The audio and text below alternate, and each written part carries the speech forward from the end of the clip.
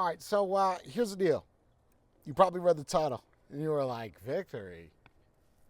How come not a Harley? Well, I've owned Harleys, but the fun story about this bike is I bought this bike back when it came out in 2013, and I said to myself, I'm never going to get rid of this bike, but I ended up moving out to Florida. I kept my Diavel, I kept my Daytona, my KTM, and then sure enough, after being here a couple years, I said, oh, I got to get one again, and I found one. Finding a 2000, and this is a base Hammer 8-ball. Right? It's not the Hammer S. I owned that one. I actually got that when I first came out here, but it wasn't quite the same. So we're going to just take this out for a quick ride because I am super pumped up about it. You can see the smile on my face. Let's just get it. Love this bike. Victory should have made these forever. Let's get it.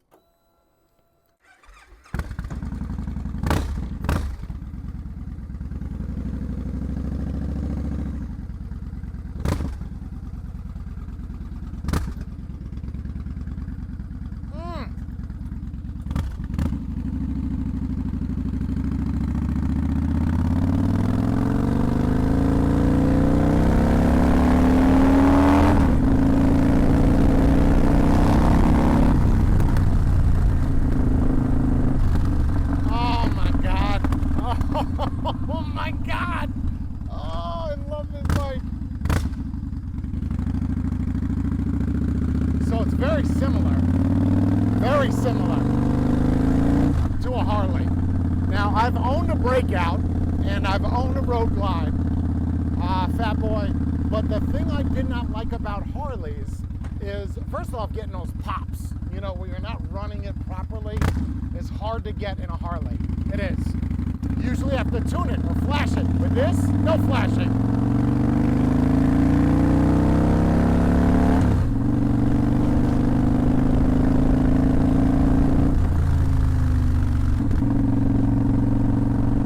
Oh, God.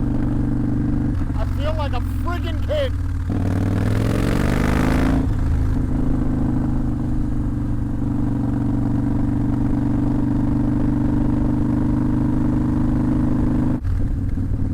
So, because this bike came from California, one thing it has that I absolutely hate is this weird, it's like a charcoal carbon canister thing. And what it does is, inside the gas tank, is it kind of recycles some of your fuel. And what's interesting with the fuel is I wonder if that system, that EVAP system, actually stops some of the pops and the bangs, but I can't see how because it's not related to the air intake. It's not related to the actual the exhaust. It's just going through the fuel tank to make sure that the fumes get kind of recycled. And honestly, I think it's garbage. I don't think you need it.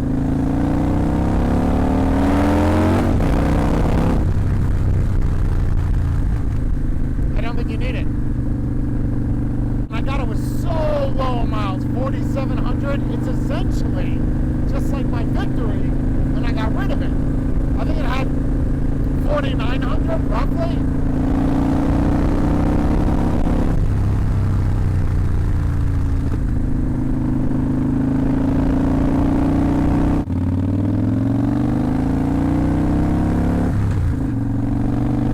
Love the sound of that transmission too. That clunk. Oh! Get that in a Harley. I'm sorry. I know someone's gonna watch this and they love Harleys. They're gonna be like, bro, why you hating on Harleys? You got a Harley? Oh, me too.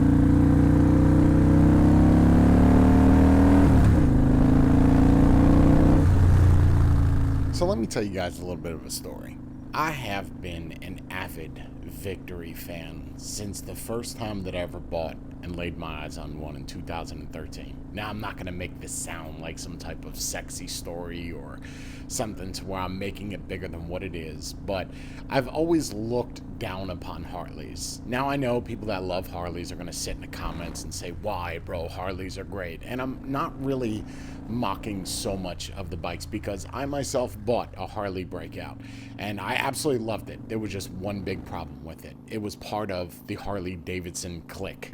And there was just something that I didn't like about the right blinker being on the right-hand side. Now, I know that sounds so arbitrary. It really is. But myself, I just didn't want to be part of that whole Harley thing. So I bought a Victory. And when I bought a Victory, I absolutely loved it. I went out of my way to ride even in the rain and the cold. It was just such a comfortable bike, and it was the base model. It was the 2013 or 2014 Hammer 8-ball. I just had put freedom pipes on it, and then the next step was, you know what, remove the front lollipop blinkers, remove the rear ones, get rid of the license plate bracket, and just make it more sexy. And I did that. Then I said to myself, you know what, what's the next step of what I could do? Let's remove the passenger seat and have my buddy who worked on bikes actually fix it so it looks a lot better. More sex appeal, no more passenger seat. Remove a lot of that rear fender, kind of give it that bobber, exposed rear tire look, and it absolutely messed it up. When he had redone the seat was basically digging into the back of my spine. So I ended up selling the bike, and I never looked back. I was like, you know what? I love Ducati Diavos. I won't get another one. And then I found the X Diavo series, which I absolutely fell in love with the first time I got on it, 2016. And from 2016 till I think about 2024, they never actually changed anything. They kept on releasing it. They changed the color, but they didn't do anything with the electronics, with the motor. And then they released the V4 that's coming out this year. But at that time, there was nothing. And I would still get a new X Diavo every 2-3 years just because I liked the new scheme. And then I ended up getting rid of all of them, and I kept the actual Nero edition, which they made a limited series. I was still missing the actual Hammer 8-ball. I said, you know what, I gotta get one. And every single day for like 3 years after selling it, I still look for a 2014. And then I thought I would quench that by getting a Hammer S, a 2015. I ended up repainting it black to make it look as much as the original Hammer. Keep in mind the base model, and it just wasn't for me. Yeah, it had better stopping power, same engine, same exhaust pipe. I just didn't like it. So I ended up getting rid of that, and I just kept the X Diavo. And then I found this little gem, and I said, oh my God, this is it. 4,000 miles. They didn't touch the grips. They just put the freedom pipes on. They already did the rear fender eliminator, and I got to get it. So I saw the price point, and I was like, ooh, that's a little bit high for something that's this old. And the company doesn't even make it anymore. They've just moved on to Indian. So I ended up reaching out to this company in California, Superbike Showroom, a gentleman by the name of Sean. Absolutely fantastic, dude. I said, can you do anything better? He was like, yeah, I could probably take $500 off. It was just a little bit too high for it being a bike that the manufacturer doesn't make anymore. They've just moved on to Indians and basically ATVs, anything Polaris.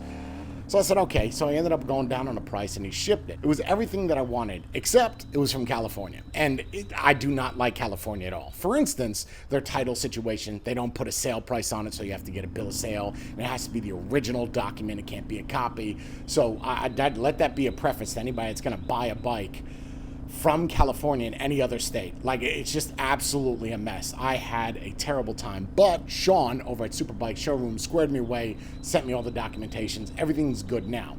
But what I don't like about California is, one, most of the bikes that are made, I think, post 2012, they have a separate gas tank, meaning that they have a little carbon charcoal jam that goes up through the tank. You get these two hoses, and essentially it just saves you gas. And nobody cares about gas on a V-twin, but California does. And then you have that problem with dual catalytic converters. There's a lot of problems appearance-wise with buying a bike from California. I just wouldn't recommend it. So it's not really that big of a deal. It's just, if you want to change anything on a bike that you buy from California, you have to remove a couple things. For instance, this bike came with a carbon canister. I don't feel like it's needed, especially on a V-twin, because nobody cares about miles. But basically what it does is it kind of grabs the fumes from the gas tank, doesn't let it go into the atmosphere, and kind of recycles it into a reservoir that even if you wanted to remove, you can't just remove it. You have to get a different gas tank, or you have to get plugs to put into the gas tank to kind of shut that off, which is kind of a pain. And is it really going to affect the performance? Not really. Is it really going to give you more mileage? Maybe one, right? But who cares? But that's something that California does, just like they do the dual catalytic converters. Just not a big fan. But all in all, man, I just absolutely love Victory. It's a shame that Indian stopped making these, because if they made a 2025 Hammer 8-ball, even for $40,000, I would 100% buy one. It's a fantastic bike, and if you're looking for something, you could find them on the cheap, $6,000, $5,000, $4,000 even.